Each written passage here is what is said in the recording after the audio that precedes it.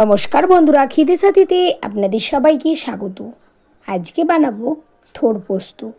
থোড়টা খুব সুন্দর করে কেটে নিতে হবে, একটুও যেন ভেতরে সুতোর মতন যেটা থাকে না থাকে।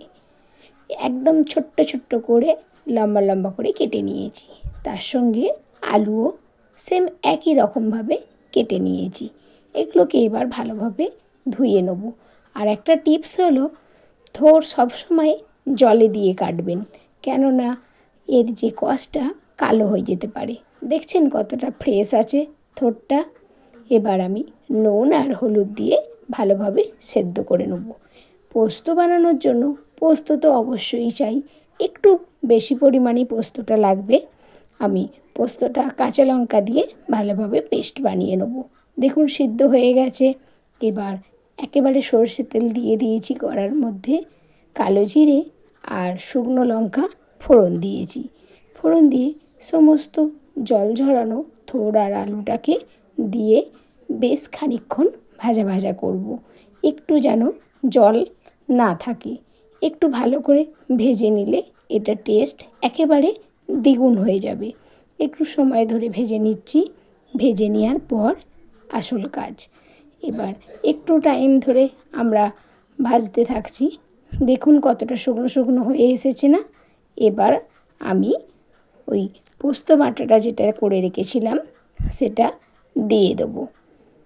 আপনারা একটু সময় ধরে ভাজবেন, এত টেস্টি হয় না খেতে এটা। পোস্ত বাটাটা দিয়ে দিলাম। তারপর মিক্সার গ্রাইন্ডারটা ধুয়ে আবারও একটু জল দিয়ে দিলাম, যাতে একেবারে থোড়টা সিদ্ধ হয়ে যায় আর সঙ্গে খেতেও টেস্ট বেড়ে যাবে। তারপর নুন দিলাম পরিমাণ মতন। আমি যেহেতু সিদ্ধতে একটু বেশি পরিমাণ নুন দিয়েছিলাম, ওই জন্য পোস্ততে একেবারে কম পরিমাণ দিলাম।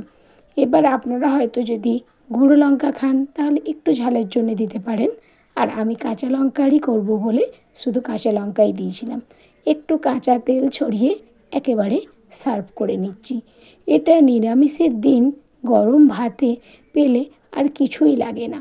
উপরন্তু এটা এতটাই হেলদি যে যে কোনো মানুষের জন্য খুব ভালো লাগে। বাচ্চারা যদি না খেতে চায় থোড়, এইভাবে অবশ্যই করে খাওয়াতে পারেন, তাহলে তো বাচ্চা থেকে বড়রা সবাই একেবারে চেটেপুটে খেতে বাধ্য হবে। এরকম রান্না দেখার জন্য অবশ্যই খিদে সাথীর পাশে থাকবেন। লাইক, শেয়ার, কমেন্ট করতে ভুলবেন না। আর ইউটিউব থেকে দেখলে সাবস্ক্রাইব করতে একেবারেই ভুলবেন না। নমস্কার।